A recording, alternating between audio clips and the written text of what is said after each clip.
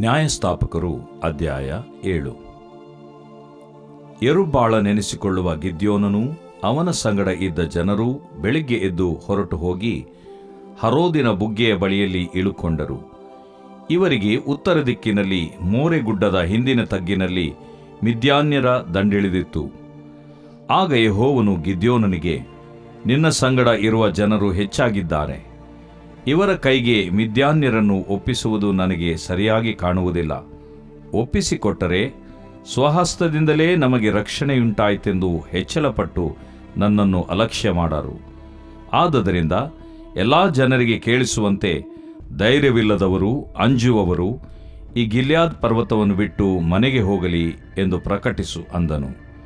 ಹಾಗೆ ಮಾಡಲು 22,000 ಮಂದಿ ಹಿಂದಿರುಗಿ ಹೋದರು. 10,000 ಮಂದಿ ಉಳಿದರು. ಯೆಹೋವನು ತಿರುಗಿ ಗಿದ್ಯೋನನಿಗೆ, ನಿನ್ನ ಬಳಿಯಲ್ಲಿರುವ ಜನರು ಇನ್ನೂ ಹೆಚ್ಚಾಗಿದ್ದಾರೆ. ನೀನು ಅವರನ್ನು ಹಳ್ಳಕ್ಕೆ ಕರೆದುಕೊಂಡು ಹೋಗು. ಅಲ್ಲಿ ಅವರನ್ನು ನಿನಗೋಸ್ಕರ ಪರೀಕ್ಷಿಸುವೆನು. ಯಾರು ನಿನ್ನ ಸಂಗಡ ಹೋಗಬಹುದೆಂದು ಹೇಳುವೆನೋ ಅವರು ಮಾತ್ರ ಹೋಗಲಿ. ಯಾರಿಗೆ ಹೋಗಬಾರದೆಂದು ಹೇಳುವೆನೋ ಅವರು ಹೋಗದಿರಲಿ ಅಂದನು. ಗಿದ್ಯೋನನು ಜನರನ್ನು ಹಳ್ಳಕ್ಕೆ ಕರೆದುಕೊಂಡು ಬಂದಾಗ ಯೆಹೋವನು ಅವನಿಗೆ, ನಾಯಿಯಂತೆ ನೀರನ್ನು ನಾಲಿಗೆಯಿಂದ ನೆಕ್ಕುವವರನ್ನೂ ಮೊಣಕಾಲೂರಿ ಕುಡಿಯುವವರನ್ನೂ ಬೇರೆ ಬೇರೆಯಾಗಿ ನಿಲ್ಲಿಸು ಎಂದು ಹೇಳಿದನು. ಕೈಯಿಂದ ನೀರನ್ನು ಬಾಯಿಗೆ ತೆಗೆದುಕೊಂಡು ನೆಕ್ಕಿದವರ ಸಂಖ್ಯೆ 300. ಇತರ ಜನರು ಮೊಣಕಾಲೂರಿ ಕುಡಿದವರು. ಆಗ ಯೆಹೋವನು ಗಿದ್ಯೋನನಿಗೆ, ನೀರನ್ನು ನೆಕ್ಕಿದ ಆ 300 ಮಂದಿಯಿಂದಲೇ ನಿಮಗೆ ಜಯವನ್ನುಂಟು ಮಾಡಿ ಮಿದ್ಯಾನ್ಯರನ್ನು ನಿನ್ನ ಕೈಗೆ ಒಪ್ಪಿಸಿಕೊಡುವೆನು. ಉಳಿದವರು ತಮ್ಮ ತಮ್ಮ ಸ್ಥಳಗಳಿಗೆ ಹೋಗಲಿ ಎಂದು ಆಜ್ಞಾಪಿಸಿದನು. ಗಿದ್ಯೋನನು ಆ 300 ಜನರನ್ನು ಇಟ್ಟುಕೊಂಡು ಉಳಿದ ಇಸ್ರಾಯೇಲ್ಯರನ್ನು ಅವರವರ ಗುಡಾರಗಳಿಗೆ ಕಳುಹಿಸಿದನು. ಕಳುಹಿಸುವಾಗ ಅವರ ಹತ್ತಿರ ಇದ್ದ ಆಹಾರವನ್ನೂ ಕೊಂಬುಗಳನ್ನು ತನ್ನ ಜನರಿಗೋಸ್ಕರ ತೆಗೆದುಕೊಂಡನು.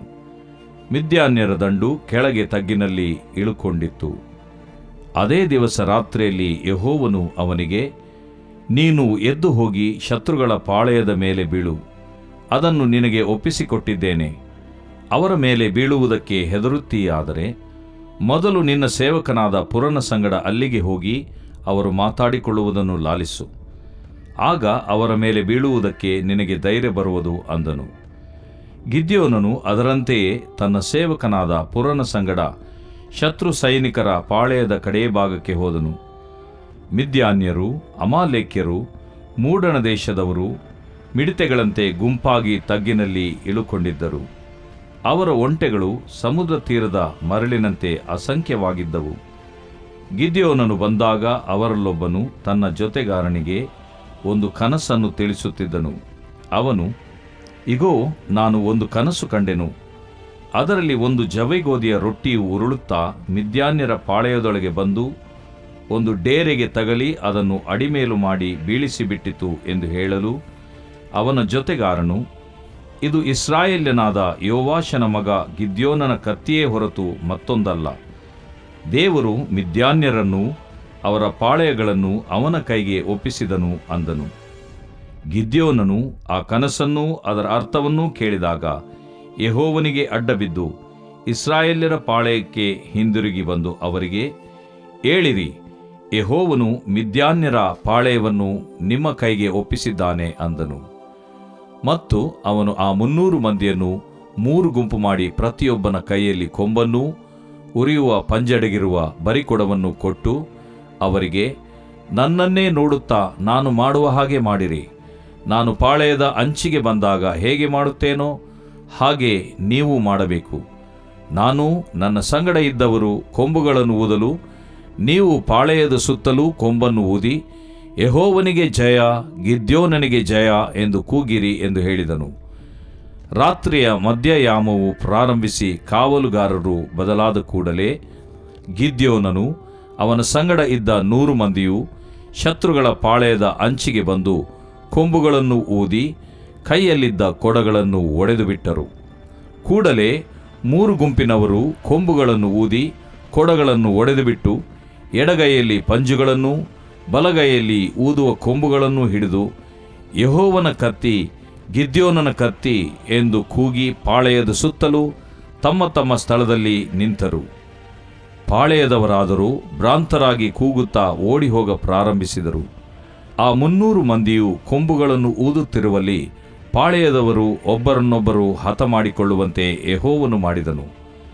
ಪಾಳೆಯದವರು ಚೆರೇರದ ದಾರಿಯಲ್ಲಿರುವ ಬೇತ್ ಶಿಟ್ಟದವರೆಗೂ ಟಬ್ಬಾತಿನ ಬಳಿಯಲ್ಲಿರುವ ಅಬೇಲ್ಮೆ ಹೋಲಾ ಪ್ರಾಂತ್ಯದವರೆಗೂ ಓಡಿಹೋದರು. ಇಸ್ರಾಯೇಲ್ಯರಾದ ನಫ್ತಾಲಿ, ಆಶೇರ್ ಕುಲಗಳವರು, ಮನಸ್ಸೆ ಕುಲದ ಎಲ್ಲಾ ಜನರು ಕೂಡಿ ಬಂದು ಮಿದ್ಯಾನ್ಯರನ್ನು ಹಿಂದಟ್ಟಿದರು. ಇದಲ್ಲದೆ ಗಿದ್ಯೋನನು ಎಫ್ರಾಯಿಂ ಪರ್ವತ ಪ್ರದೇಶಗಳಿಗೆ ದೂತರನ್ನು ಅಟ್ಟಿ ಅಲ್ಲಿನವರಿಗೆ, ನೀವು ಮಿದ್ಯಾನ್ಯರಿಗೆ ವಿರೋಧವಾಗಿ ಹೊರಟು ಅವರು ಬೇತ್ ಬಾರದ ವರೆಗಿರುವ ಪ್ರವಾಹಗಳನ್ನೂ ಯೋರ್ದನ್ ಹೊಳೆಯನ್ನು ದಾಟಿ ಹೋಗದಂತೆ ಅಡ್ಡಗಟ್ಟಿರಿ ಎಂದು ಹೇಳಿಸಿದನು. ಆಗ ಎಫ್ರಾಯಿಮ್ಯರೆಲ್ಲರೂ ಬೇತ್ ಬಾರದ ವರೆಗಿರುವ ಪ್ರವಾಹಗಳಿಗೂ ಯೋರ್ದನ್ ಹೊಳೆಗೂ ಬಂದು ಅವುಗಳ ಹಾಯಗಡಗಳನ್ನೆಲ್ಲ ಹಿಡಿದರು.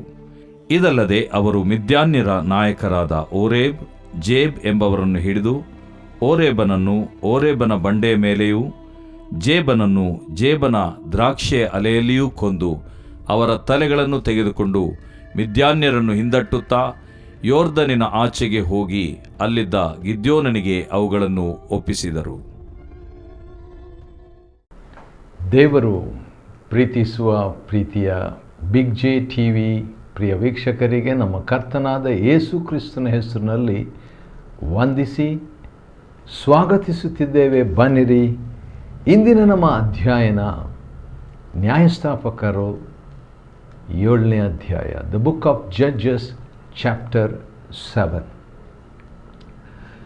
ನ್ಯಾಯಸ್ಥಾಪಕರ ಪುಸ್ತಕ 6ನೇ ಅಧ್ಯಾಯದಲ್ಲಿ ಭಾಳ ನಾಟಕೀಯವಾದಂಥ ಒಂದು ಘಟನೆ. ಅದೇನಂತ ಹೇಳಿದರೆ, ಒಂದು ಕಡೆ ಭಾಳ ನಕಾರಾತ್ಮಕವಾದಂಥ ಒಂದು ದೃಶ್ಯ. ಯಾಕಂತ ಹೇಳಿದ್ರೆ, ಇಸ್ರಾಯೇಲರು 7 ವರ್ಷಗಳು ಮಿದ್ಯಾನ್ರ ಕೈ ಕೆಳಗೆ ಸಿಕ್ಕಿಬಿದ್ದು ತತ್ತರಿಸಿ ಅವರು ವಾಸ ಮಾಡಿದ್ದು ಎಲ್ಲಿ ಅಂತ ಹೇಳಿದರೆ, ಗುಹೆವಾಸಿಗಳಾಗಿ ಭಯಪಟ್ಕೊಂಡು ಬೀಜ ಬಿತ್ತಿದ್ರೂ ಅದನ್ನು ಕೊಯ್ಲಿಕ್ಕಾಗದೆ ವೈರಿಗಳು ತಾವಾಗಿ ಬಂದು, ಮಿದ್ಯಾನ್ರು ತಾವಾಗಿ ಬಂದು ಇಸ್ರಾಯೇಲರ ಮೇಲೆ ಹೊಲವನ್ನು ನಾಶ ಮಾಡದೆ ಇನ್ನೂ ಕೆಲವು ವೈರಿಗಳನ್ನು ಕರ್ಕೊಂಡು ಬಂದು, ಅಂದರೆ ಮಿದ್ಯಾನ್ರು, ಅಮಾಲೇಕ್ಯರು ಮತ್ತು ಮೂಡನ ದೇಶದವರು 3 ಗುಂಪಿನವರು, ಮಹಾಗುಂಪಿನವರು ಬಂದು ಮಿಡತೆಗಳಂತೆ ಬಂದು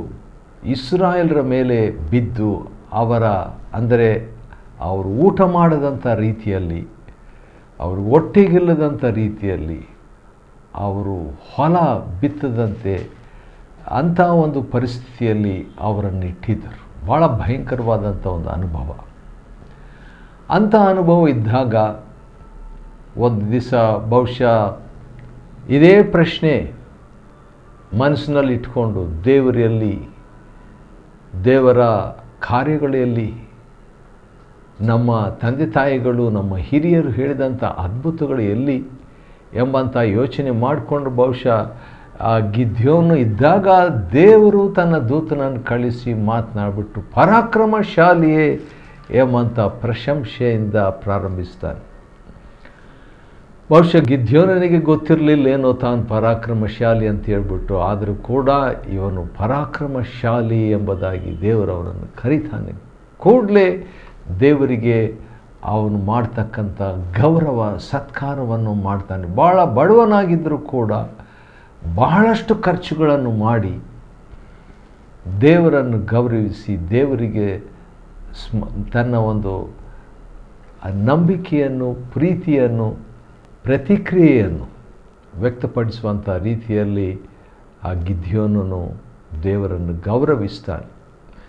ಮೊದಲು ದೇವದೂತನು ಬಂದು ಮಾತನಾಡಿ, ಅನಂತರ ದೇವರೇ ಗಿದ್ಯೋನನ ಜೊತೆಯಲ್ಲಿ ನೇರವಾಗಿ ಮಾತನಾಡಿದಾಗ ಅವನಿಗೆ ಭಾಳ ಸಂತೋಷ ಆಗಿಬಿಡ್ತದೆ. ಮತ್ತು ಆ ಯುದ್ಧಕ್ಕೆ ಅವನು ರೆಡಿ ಆಗ್ತಾನೆ. ಅವನು ಯಾವ ಗೋತ್ರದವನು ಎಂಬುದಾಗಿ ನೋಡುವಾಗ ಗಿದ್ಯೋನನು ಅಬಿಯೇಜರನ ಗೋತ್ರದವನು. ಅಬ್ ಅಂತ ಹೇಳಿದ್ರೆ ತಂದೆ, ಏಜರನ್ ಅಂದರೆ ಸಹಾಯ, ತಂದೆಯ ಸಹಾಯ. ಹೌದು, ಇಹಲೋಕದ ತಂದೆಯ ಸಹಾಯ ಕೂಡ ಗಿದ್ಯೋನನಿಗೆ ಸಿಕ್ತು. ಹೇಗೆ ಸಿಕ್ತು ಅಂತ ಹೇಳಿದರೆ, ಆ ಬಾಳನ ಆ ವೇದಿಕೆಯನ್ನು, ವಿಗ್ರಹವನ್ನು, ಬಲಿಪೀಠವನ್ನು ಕೆಡವಿ ಹಾಕಿಬಿಟ್ಟು ಹೊಸದಾದಂಥ ಒಂದು ಪೀಠ ಕಟ್ಟಿರುವಂಥದ್ದನ್ನು ಇಸ್ರಾಯೇಲರು ಹಿರಿಯರು ನೋಡಿಬಿಟ್ಟು ಗಿದ್ಯೋನನ್ನು ಸಾಯಿಸಬೇಕಂತ ಬರ್ತಾರೆ. ಇದನ್ನು ಮಾಡಿದ್ದು, ಇದನ್ನು ಕೆಡವಿದ್ದು ಗಿದ್ಯೋನ್ ಅಂದರೆ ಕೆಡುವವನು. ಆದ ಕಾರಣ ಹೆಸರಿಗೆ ತಕ್ಕಂತೆ ಅವನು ಕೆಡುಬಿಟ್ಟಿದ್ದನು, ಫೆಲ್ಲರ್. ಆದ ಕಾರಣ ಅವನು ಎಲ್ಲಿ ಅಂತ ಹೇಳ್ಬಿಟ್ಟು ಕೇಳುವಾಗ ತಂದೆಯ ಸಪೋರ್ಟ್ ಈಗ ಗಿದ್ಯೋನ ಪರವಾಗಿ ಬರ್ತದೆ. ತಂದೆ ಹೇಳ್ತಾನೆ, ಬಾಳನು ದೇವರಾಗಿದ್ದರೆ ಅವನು ತನ್ನನ್ನೇ ಕಾಪಾಡಿಕೊಳ್ಳಿ, ನೀವು ಯಾಕೆ ಅವನಿಗೆ ಸಪೋರ್ಟ್ ಮಾಡಲಿಕ್ಕೆ ಹೋಗ್ತಿದ್ದೀರಿ? ನೀವು ಯಾಕೆ ಬಾಳನ ಪರವಾಗಿ ವ್ಯಾಜ್ಯ ಮಾಡಿಕೊಳ್ಳಲಿಕ್ಕೆ ಹೋಗ್ತೀರಿ? ಬಾಳನ ವ್ಯಾಜ್ಯ ಮಾಡಿಕೊಳ್ಳಿಕ್ಕೆ ಆಗಲ್ವಾ ತನ್ನ ಕಡೆ, ತನ್ನಗಾಗಿ ಎಂಬುದಾಗಿ ಹೇಳ್ತಾನೆ ರೀ. ತಂದೆಯ ಸಪೋರ್ಟ್ ಅಭಿಯೇಜರನು, ಅಭಿ ಅಂದರೆ ತಂದೆ, ಏಜರನ್ ಅಂದರೆ ಸಹಾಯ, ತಂದೆಯ ಸಹಾಯ ಇವನಿಗೆ ಸಿಕ್ತು. ಇವನ ಗೋತ್ರದ ಹೆಸರು ತಂದೆಯ ಸಹಾಯನೇ ಆಗಿತ್ತು. ಅದೇ ಸಂದರ್ಭದಲ್ಲಿ ಈಗ ಪರಲೋಕದ ತಂದೆಯ ಸಹಾಯ ಇವನಿಗೆ ಸಿಗಲಿಕ್ಕಿದೆ. ದೇವರು ತಾನೇ ದೊಡ್ಡ ಒಂದು ಸಹಾಯವನ್ನು ಗಿದ್ಯೋನನಿಗೆ ಕೊಡಲಿಕ್ಕಿದ್ದಾನೆ. 7 ವರ್ಷದ ಮನಗುಂದಿದ, 7 ವರ್ಷದ ಇಡೀ ರಾಷ್ಟ್ರವೇ ಕುಂದಿ ಹೋದಂಥ ಒಂದು ಪರಿಸ್ಥಿತಿಯಲ್ಲಿ, ಗುಲಾಮ್ತನದಲ್ಲಿ ಇದ್ದಂಥವರಿಗೆ ಈಗ 2 ಸರಿ ಕನ್ಫರ್ಮ್ ಮಾಡಿಕೊಂಡು ಗುರುತು ಕೇಳಿಬಿಟ್ಟು ಈಗ ರೆಡಿಯಾಗಿದ್ದಾನೆ ಗಿದ್ಯೋನನು. ನೋಡೋಣ ಬನ್ನಿರಿ, 7ನೇ ಅಧ್ಯಾಯ ನ್ಯಾಯಸ್ಥಾಪಕರ ಪುಸ್ತಕದಲ್ಲಿ ನೋಡುವಾಗ ಗಿದ್ಯೋನನೇನು ಮಾಡ್ತಾನೆ, ಈಗ ಬಹಳಷ್ಟು ಜನರನ್ನು ಕರ್ಕೊಂಡು ಯುದ್ಧಕ್ಕಂತ ಹೇಳ್ಬಿಟ್ಟು ಮೋರೆ ಎಂಬಂಥ ಗುಡ್ಡದ ಬಳಿಗೆ ಹೋಗ್ತಾನೆ ರೀ. ಮೋರೆ ಅಂತ ಹೇಳಿದರೆ ಬಿಲ್ಲು ಎಂಬಂಥ ಒಂದು ಅರ್ಥ ಅದು ಕೊಡ್ತದೆ. ಇನ್ನೊಂದು ಅರ್ಥ ಮಳೆ ಎಂಬುದಾಗಿ.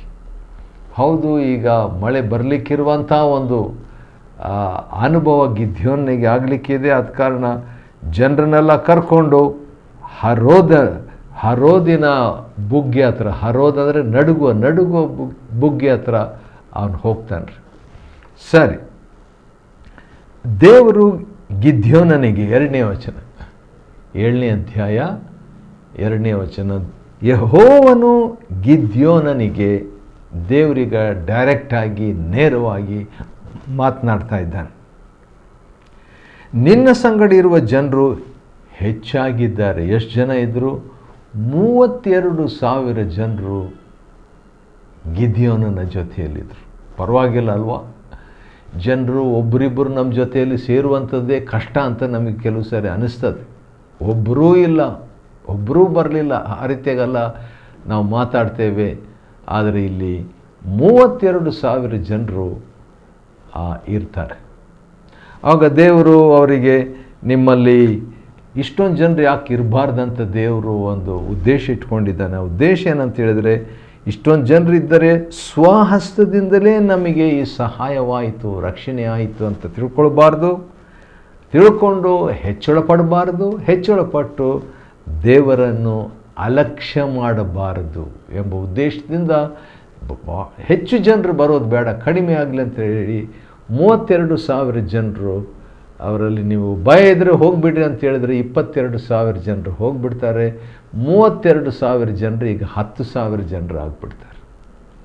ದೇವರು 10,000 ಜನರು ಕೂಡ ಹೆಚ್ಚಾಗಿದ್ದಾರೆ, ಇನ್ನೂ ಕಡಿಮೆ ಮಾಡಬೇಕೆಂಬುದಾಗಿ ಹೇಳಿಬಿಟ್ಟು, ನೀರು ಕುಡಿಯುವಾಗ ನಾಯಿಯಂತೆ ನೀರನ್ನು ನಾಲಿಗೆಯಿಂದ ಹಾಗೇ ನಕ್ಕುವಂಥವ್ರು ಯಾರ್ಯಾರಿದ್ದಾರೆ ಅಂಥವ್ರನ್ನ ಕಳಿಸ್ಬಿಡು, ಆದರೆ ನೀರನ್ನು ಎತ್ತಿ ಕುಡಿಯುವಂಥವ್ರು ಮೊಣಕಾಲು ಉರಿ, ಆ ರೀತಿಯಾಗಿರುವಂಥವ್ರನ್ನ ಆಯ್ಕೆ ಮಾಡು ಅಂತ ಹೇಳಿದಾಗ 10,000 ಜನರಿಗೆ 300 ಜನ ಆಗಿಬಿಡ್ತಾರೆ. ಮೊದಲು ಎಷ್ಟು ಜನ ಇದ್ದರು? ಹತ್ರ 32,000 ಜನರು ಇದ್ರು. ಈಗ 32,000 ಜನರು ಬಂದು ಈಗ 10,000 ಜನರಾಗಿಬಿಟ್ರು. 22,000 ಜನ ಹೋಗಿಬಿಟ್ರು, 10,000 ಜನರಾಗಿಬಿಟ್ಟಿದ್ದಾರೆ. 10,000 ಜನರಲ್ಲಿ ಕೂಡ 9,700 ಜನರು ಹೊರಟು ಹೋಗಿಬಿಟ್ರು, ಬರೀ 300 ಜನರು ಇರ್ತಾರೆ. ಆ 300 ಜನರನ್ನು 3 ಭಾಗವನ್ನಾಗಿ ಮಾಡಿಬಿಟ್ಟು ಈಗ ಗಿದ್ಯೋನ್ ಏನು ಮಾಡ್ತಾನೆ, ಯುದ್ಧಕ್ಕೆ ಮಿದ್ಯಾನ್ಯರ ಮೇಲೆ ಯುದ್ಧಕ್ಕೆ ಹೋಗ್ತಾನೆ. ಹೋದಾಗ ದೇವರು ಒಂದು ಅಸೈನ್ಮೆಂಟ್ ದೇವರು ಕೊಡ್ತಾನೆ ರೀ. ಆಶ್ಚರ್ಯ ಅದು. ಒಂದು ವೇಳೆ ನೀನು ಯುದ್ಧಕ್ಕೆ ಹೋಗಲಿಕ್ಕೆ ನಿನಗೆ ಭಯ ಇದ್ದರೆ ಗಿದ್ಯೋನನು ಪರಾಕ್ರಮಶಾಲಿ, ಆದರೂ ಕೂಡ ಭಾಳ ಜನನ ಕರ್ಕೊಂಡು ಹೋಗ್ತಾನೆ. ಸುಮಾರು 32,000 ಜನರನ್ನು ಕರ್ಕೊಂಡು ಹೋಗ್ತಾನೆ. 32,000 ಜನರಲ್ಲಿ ಎಷ್ಟೊಂದು ಜನರು ಹೋಗ್ಬಿಟ್ಟು, ಸಾವಿರಾರು ಜನರುಗಳು ಹೋಗ್ಬಿಟ್ಟು, ಈ ಕೇವಲ 1000 ಜನ ಕೂಡ ಇಲ್ಲ, ಬರೀ 300 ಜನರು ದೇವರು ಹೇಳ್ತಾನೆ ಅಷ್ಟೇ ಜನರನ್ನು ಕರ್ಕೊಂಡು ಹೋಗಂತ. ಹೆಚ್ಚಿನ ಅಂಶ ಗಿದ್ಯೋನ ಮನಸ್ಸಿನಲ್ಲಿ ಸ್ವಲ್ಪ ಭಯ ಇತ್ತು ಅಂತ ಕಾಣ್ತದೆ. ದೇವರಿಗೆ ಅದು ಗೊತ್ತಿತ್ತು. ಅದಕ್ಕೆ ದೇವರು ಒಂದು ಹೇಳ್ತಾನೆ, ಸರಿ ನಿನಗೆ ಭಯ ಇದ್ದರೆ ಆ ಭಯ ಹೋಗಿ ನಿನಗೆ ಧೈರ್ಯ ಬರಬೇಕಾದ್ರೆ ಒಂದು ಕೆಲಸ ಮಾಡು. ನೀನು ಗೊತ್ತಿಲ್ಲದ ಹಾಗೆ ಈ ವೈರಿಗಳು ಮಿದ್ಯಾನ್ರು ಇದ್ದಾರಲ್ಲ ಅಲ್ಲಿ ಹೋಗ್ಬಿಟ್ಟು ಅವ್ರು ಏನು ಮಾತಾಡ್ತಿದ್ದಾರೆ ಹೋಗಿ ಕೇಳಿಸ್ಕೋ ಎಂಬುದಾಗಿ ಕಳಿಸ್ತಾರೆ. ಗಿದ್ಯೋನು ಅದರಂತೆಯೇ ತನ್ನ ಸೇವಕನಾದ ಪುರನ ಸಂಗಡ ಶತ್ರು ಸೈನಿಕರ ಪಾಳ್ಯದ ಕಡೆಗೆ ಮೆಲ್ಲಕ್ಕೆ ಹೋಗ್ತಾನೆ ರೀ. ಶತ್ರುಗಳು ಹಾಗೇ ಇದ್ದಾರೆ, ಕಾಯ್ತಾ ಇದ್ದಾರೆ, ಮರಳಿನಂತಿದ್ದಾರೆ, ಮಿಡತೆಗಳಂತಿದ್ದಾರೆ. ಮಿದ್ಯಾನ್ಯರಲ್ಲದೆ ಅಮಾಲೇಕ್ಯರು ಅವ್ರನ್ನೂ ಸಹಾಯಕ್ಕೆ ತಕ್ಕೊಂಡ್ಬಿಟ್ಟಿದ್ದಾರೆ. ಅವರೂ ಅಲ್ಲದೆ ಮೂಡನ ದೇಶದವರು ದೊಡ್ಡ ಸಂಖ್ಯೆಯಲ್ಲಿ, ಒಂಟೆಗಳಂತೂ ಎಣಿಸ್ಲಿಕ್ಕೆ ಆಗ್ತಾ ಇಲ್ಲ. ಅಷ್ಟೊಂದು ಜನರು ಇದ್ದಾಗ ಅವರ ಹತ್ತಿರ ಮೆಲ್ಲಕ್ಕೆ ಅವ್ರಿಗೆ ಗೊತ್ತಿಲ್ಲದೆ ಹೋಗಿ ಏನು ಮಾತಾಡ್ತಿದ್ದಾರೆ ಅಂತ ಗಿದ್ಯೋನು ಕೇಳಿಸ್ಕೊಳ್ತಿದ್ದಾನೆ. ಆಗ ಇಬ್ಬರು ವ್ಯಕ್ತಿಗಳು ಮಾತಾಡ್ಕೊಳ್ತಾ ಇದ್ದಾರೆ. ಶತ್ರುಗಳ ಕಡೆ ಇರುವಂಥ ಸೈನಿಕರು ಇಬ್ಬರು ಮಾತಾಡ್ತಾ ಇದ್ದಾರೆ. ಒಬ್ಬನು ಏನು ಹೇಳ್ತಿದ್ದಾನೆ, ಆಶ್ಚರ್ಯ ರೀ. ಬಹುಶಃ ತನ್ನ ಕನಸನ್ನು ತನ್ನ ಜೊತೆಗಾರನ ಹತ್ರ ಅವನ ಕನಸು ಹೇಳ್ತಿದ್ದಾನೆ ರೀ. ಆ ಕನಸು ಬಹುಶಃ ದೇವರೇ ಕೊಟ್ಟಿರ್ಬೋದು ಅಂತ ನನಗೆ ಅನಿಸ್ತದೆ. ಆ ಕನಸು ಕೇಳಿಬಿಟ್ಟು ಆ ಕನಸಿನ ಬಗ್ಗೆ ಕಾಮೆಂಟ್ ಮಾಡ್ತಾನಲ್ಲ, ಅದು ಕೂಡ ಆ ಮಾತನ್ನು ಕೂಡ ದೇವರೇ ಕೊಟ್ಟಿರಬೇಕಂತ ನನಗೆ ಅನಿಸ್ತದೆ. ಯಾಕಂತ ಹೇಳಿದ್ರೆ ಅವರಿಬ್ಬರು ಮಾತನಾಡೋದನ್ನು ಮೆಲ್ಲಕ್ಕೆ ಅವ್ರಿಗೆ ಗೊತ್ತಿಲ್ಲದೆ ಗಿದ್ಯೋನನ್ನು ಕೇಳಿಸ್ಕೊಳ್ತಿದ್ದಾನೆ. ಏನು ಮಾತಾಡ್ತಿದ್ದಾರೆ? ಒಬ್ಬನು ಹೇಳ್ತಿದ್ದಾನೆ, ಹೀಗೋ ನಾನೀಗ ಒಂದು ಕನಸು ಬಿತ್ತು. ಇವನು ಕನಸುಗಾರ. ಅದರಲ್ಲಿ ಒಂದು ಜವೆ ಗೋಧಿಯ ರೊಟ್ಟಿಯು ಉರುಳುತ್ತಾ ಮಿದ್ಯಾನ್ಯರ ಪಾಳೆಯದೊಳಗೆ ಬಂದ್ಬಿಡ್ತು. ಸಾಮಾನ್ಯವಾದಂಥ ಒಂದು ಚಪಾತಿ ಅಂತ ಹೇಳೋಣ, ರೊಟ್ಟಿ. ಆ ರೊಟ್ಟಿ ಏನು ಮಾಡಿಬಿಟ್ಟಿದೆ ಈಗ, ಅದು ಉರುಳ್ಕೊಂಡು ಏನು ಬಂದಿದೆ, ಮಿದ್ಯಾನರ ಒಂದು ಪಾಳೆಯದ ಒಳಗೇನೆ ಬಂದುಬಿಡ್ತಂತ್ರಿ. ಅದೇ ರೀತಿಯಾಗಿ ಬಂದುಬಿಟ್ಟಿದ್ದಾನೆ. ಆ ರೊಟ್ಟಿ ಇವನೇ, ಗಿದ್ಯೋನನೇ ಪಾಳೆಯದೊಳಗೇನೆ ಬಂದು ಕೇಳಿಸ್ಕೊಂಡಿದೆ. ಪಾಳೆಯದೊಳಗೆ ಬಂದು ಒಂದು ಡೇರೆಗೆ ತಗಲಿ ಅದನ್ನು ಅಡಿಮೇಲು ಮಾಡಿ ಬೀಳಿಸಿ ಬಿಟ್ಟಿತು. ಆ ಚಪಾತಿ ಬಂದು ದೊಡ್ಡ ಮಿದ್ಯಾನ್ರ ಡೇರೆಯನ್ನೇ ಬೀಳಿಸ್ಬಿಡ್ತಂತ್ರಿ. ಬೀಳಿಸ್ಬಿಟ್ಟದ ಮೇಲೆ ಅಷ್ಟೇ ಕನಸು. ಆ ಕನಸಿನ ಅರ್ಥ ಈಗ ಜೊತೆ ಕೆಲಸದವನು ಸೋಲ್ಜರು ಅವನಿಗೆ ರಿಪ್ಲೈ ಕೊಡ್ತಾನೆ, ಕೇಳಿಸ್ಕೊಳ್ಳಿ. ಅದು ವಿಚಿತ್ರವಾದಂಥ ಮಾತು. ನ್ಯಾಯಸ್ಥಾಪಕರ ಪುಸ್ತಕ 7ನೇ ಅಧ್ಯಾಯದ 14ನೇ ವಚನ, ಇದು ಇಸ್ರಾಯೇಲ್ಯನಾದ ಯೋವಾಷನ ಮಗ ಗಿದ್ಯೋನನ ಕತ್ತಿಯೇ ಹೊರತು ಮತ್ತೊಂದಲ್ಲ. ಈ ಚಪಾತಿ ಬಂತಲ್ಲ, ಅಥವಾ ಈ ಜವೆ ಗೋಧಿಯ ರೊಟ್ಟಿ ಉರುಳುತ್ತಾ ಬಂದು ಈ ಮಿದ್ಯಾನ್ರ ಒಂದು ಡೇರೆಗೆ ತಗಲಿ ಅದು ಕುಸಿದು ಬೀಳುವಂತೆ ನಾಶ ಮಾಡುವಂಗೆ ಮಾಡ್ತಲ್ಲ, ಆ ರೊಟ್ಟಿ ಆ ಚಪಾತಿ ಯಾರೂ ಅಲ್ಲ, ಗಿದ್ಯೋನನ ಕತ್ತಿಯೇ ಅದು ಗಿದ್ಯೋನನು, ಬೇರೆ ಏನೂ ಅಲ್ಲ. ದೇವರು ಈಗ ಸ್ಪಿರಿಚುವಲ್ ಆಗಿಬಿಡ್ತಾನೆ, ಆತ್ಮಿಕನಾಗ್ಬಿಡ್ತಾನೆ ರೀ ಆ ಸೋಲ್ಜರ್ ವೈರಿ. ದೇವರು ಮಿದ್ಯಾನ್ಯರನ್ನು ಅವರ ಪಾಳೆಯಗಳನ್ನು ಗಿದ್ಯೋನನ ಕೈಗೆ ಒಪ್ಪಿಸಿದನು ಅಂತ ಹೇಳ್ತಾನೆ. ಇವರಿಬ್ಬರು ಮಾತಾಡ್ಕೊಳ್ತಾ ಇದ್ದಾರೆ. ಯುದ್ಧ ಮಾಡಲಿಕ್ಕೆ ರೆಡಿಯಾಗಿದ್ದಂಥ ಇಬ್ಬರು ಸೈನಿಕರು ಒಬ್ಬರು ಕನಸು ಬಿದ್ದಿದ್ದನ್ನು ಹೇಳ್ತಾ ಇದ್ದಾನೆ, ಮತ್ತೊಬ್ಬನ ಕನಸಿನ ಅರ್ಥವನ್ನು ಬಿಡಿಸಿದ್ದಾನೆ. ಅದನ್ನು ಸ್ವಲ್ಪ ದೂರದಲ್ಲಿ ಅಥವಾ ಹತ್ತಿರದಲ್ಲಿ ಅವರಿಗೆ ಗೊತ್ತಿಲ್ಲದೆ ಗಿದ್ಯೋನನ್ನು ಕೇಳಿಸ್ಕೊಂಡಾಗ ಅವನಿಗೆ ನಿಶ್ಚಯವಾಗಿ ಧೈರ್ಯ ಬಂದಿರಬೇಕಾ ಇಲ್ವಾ? ಬಂದಿರಬೇಕು. ಹೌದು, ಗಿದ್ಯೋನನು ಆ ಕನಸನ್ನು ಅದರ ಅರ್ಥವನ್ನು ಕೇಳಿದಾಗ ಅವನ ಪ್ರತಿಕ್ರಿಯೆ ಏನಾಯಿತು ನೋಡ್ರಿ. ನ್ಯಾಯಸ್ಥಾಪಕರ ಪುಸ್ತಕ 7ನೇ ಅಧ್ಯಾಯ 15ನೇ ವಚನದಲ್ಲಿ, ಯೆಹೋವನಿಗೆ ಅಡ್ಡ ಬಿದ್ದು ಇಸ್ರಾಯೇಲರ ಪಾಳ್ಯಕ್ಕೆ ಹಿಂದಿರುಗಿ ಬಂದು ಅವರಿಗೆ ಹೇಳಿರಿ, ಯೆಹೋವನು ಮಿದ್ಯಾನ್ರ ಪಾಳ್ಯವನ್ನು ನಿಮ್ಮ ಕೈಗೆ, ನನ್ನಂತ ಹೇಳಿಲ್ಲ, ಈಗ ನಿಮ್ಮ ಕೈಗೆ ಒಪ್ಪಿಸಿದ್ದಾನೆ ಅಂತ ಹೇಳ್ಬಿಟ್ಟು ವಿಶ್ವಾಸದ ಅರಿಕೆ, ಸಕಾರಾತ್ಮಕವಾದ ಅರಿಕೆ, ನಂಬಿಕೆಯ ಮಾತನ್ನು ನುಡಿಯುವಾತನಾಗಿದ್ದಾನೆ.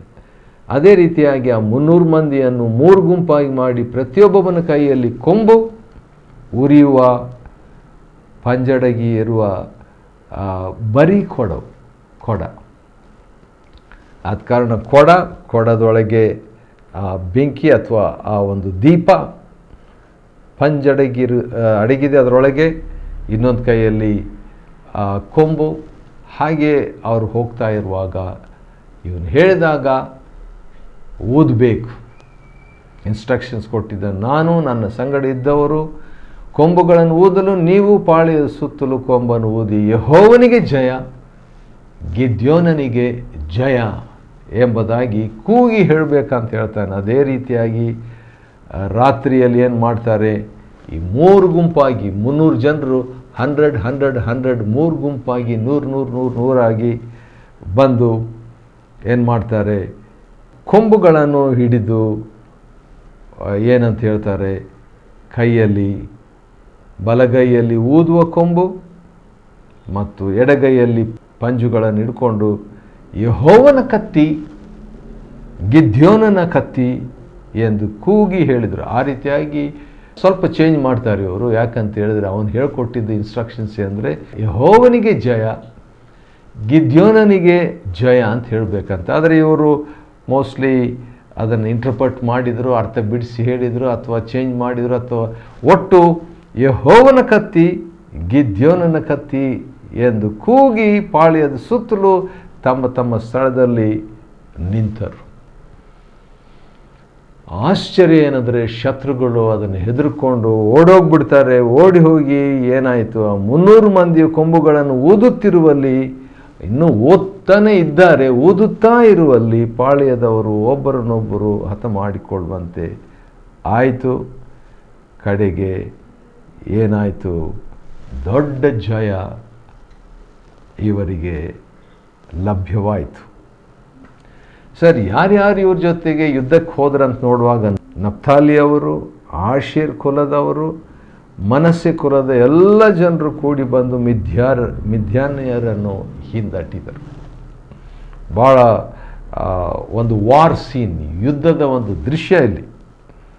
ಪರ್ವತ ಪ್ರದೇಶಗಳಿಗೆ ಗಿದ್ಯೋನ್ ಏನು ಮಾಡ್ತಾನೆ, ದೂತರನ್ನು ಕಳಿಸ್ಬಿಟ್ಟು ನೀವು ಅಲ್ಲಿನವರಿಗೆ ನೀವೇನು ಮಾಡಿರಿ, ಅಡ್ಡ ಕಟ್ರಿ ಅಂತ ಹೇಳ್ತಾನೆ. ಅದೇ ರೀತಿಯಾಗಿ ಅವರು ಹೋಗಿ ಮಿದ್ಯಾನರು ಮುಂದೆ ಹೋಗಬಾರ್ದು ಅಂತ ಹೇಳ್ಬಿಟ್ಟು ಅಡ್ಡ ಕಟ್ತಾರೆ. ಮತ್ತು ಅವರಲ್ಲಿ ಮಿದ್ಯಾನರ ಒಂದು ಲೀಡರ್ ಇಬ್ಬರು ಇರ್ತಾರೆ, ನಾಯಕರು.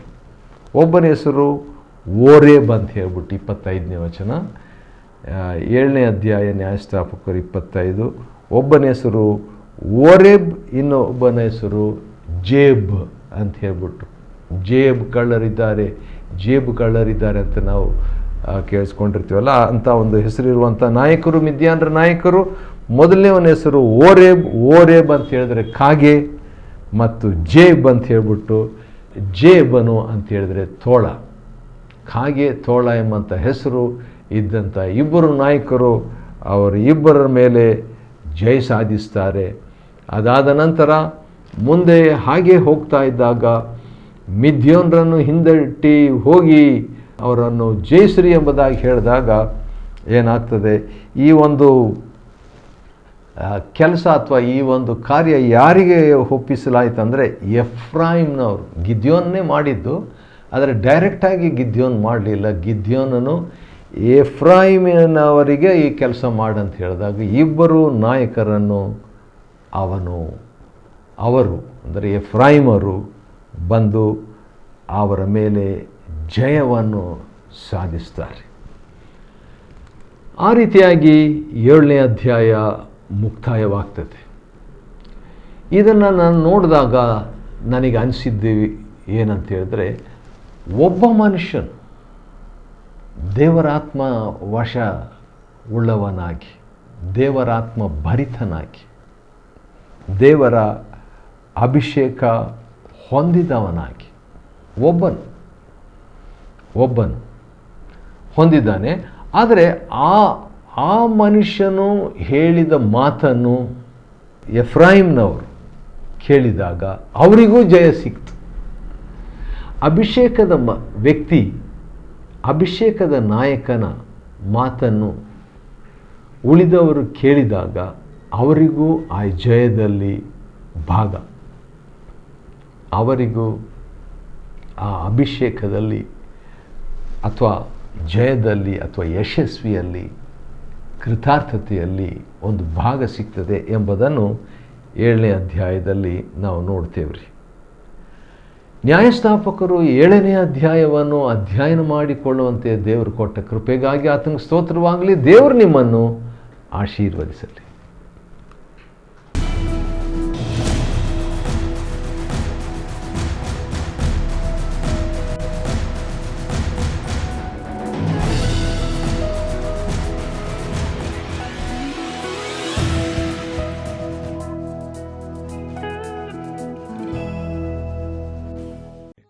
Chapter 7. Then Jerubbaal, who is Gideon, and all the people that were with him, rose up early and pitched beside the well of Harod, so that the host of the Midianites were on the north side of them, by the hill of Moreh in the valley. And the Lord said unto Gideon, The people that are with thee are too many for me to give the Midianites into their hands, lest Israel vaunt themselves against me, saying, Mine own hand hath saved me. Now therefore go to, proclaim in the ears of the people, saying, Whosoever is fearful and afraid, let him return and depart early from Mount Gilead. And there returned of the people 22,000, and there remained 10,000. And the Lord said unto Gideon, The people are yet too many. Bring them down unto the water, and I will try them for thee there. And it shall be that of whom I say unto thee, This shall go with thee, the same shall go with thee. And of whomsoever I say unto thee, This shall not go with thee, the same shall not go. So he brought down the people unto the water, and the Lord said unto Gideon, Every one that lappeth the water with his tongue, as a dog lappeth, him shalt thou set by himself. Likewise every one that boweth down upon his knees to drink. And the number of them that lapped, putting their hand to their mouth, were 300 men. But all the rest of the people bowed down upon their knees to drink water. And the Lord said unto Gideon, By the 300 men that lapped will I save you, and deliver the Midianites into thine hand. And let all the other people go every man unto his place. So the people took victuals in their hand, and their trumpets, and he sent all the rest of Israel every man unto his tent, and retained those 300 men, and the host of Midian was beneath him in the valley.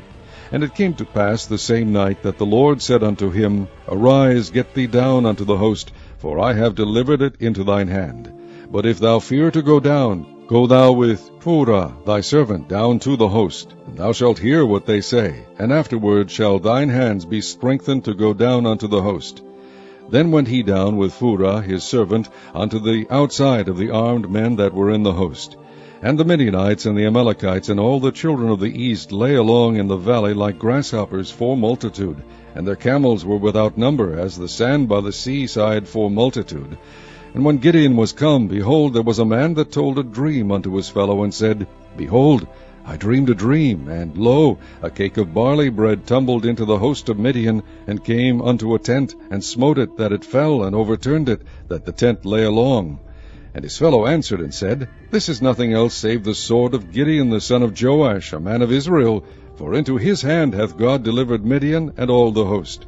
And it was so, when Gideon heard the telling of the dream, and the interpretation thereof, that he worshipped, and returned into the host of Israel, and said, Arise, for the Lord hath delivered into your hand the host of Midian. And he divided the 300 men into 3 companies, and he put a trumpet in every man's hand, with empty pitchers and lamps within the pitchers. And he said unto them, Look on me, and do likewise. And behold, when I come to the outside of the camp, it shall be that, as I do, so shall ye do. When I blow with the trumpet, I and all that are with me, Then blow ye the trumpets also on every side of all the camp, and say, The sword of the Lord, and of Gideon. So Gideon and the 100 men that were with him came unto the outside of the camp in the beginning of the middle watch, and they had but newly set the watch. And they blew the trumpets, and brake the pitchers that were in their hands. And the 3 companies blew the trumpets, and brake the pitchers, and held the lamps in their left hands, and the trumpets in their right hands, to blow withal. And they cried, The sword of the Lord, and of Gideon. And they stood every man in his place round about the camp. And all the host ran, and cried, and fled. And the 300 blew the trumpets, and the Lord set every man's sword against his fellow, even throughout all the host. And the host fled to Bethshittah in Zeriath, and to the border of Abel-Meholah, unto Tabath. And the men of Israel gathered themselves together out of Naphtali, and out of Asher, and out of all Manasseh, and pursued after the Midianites. And Gideon sent messengers throughout all Mount Ephraim, saying, Come down against the Midianites, and take before them the waters unto Beth-barah and Jordan. Then all the men of Ephraim gathered themselves together, and took the waters unto Beth-barah and Jordan. And they took 2 princes of the Midianites, Oreb and Zeb. And they slew Oreb upon the rock Oreb, and Zeb they slew at the winepress of Zeb, and pursued Midian, and brought the heads of Oreb and Zeb to Gideon on the other side Jordan.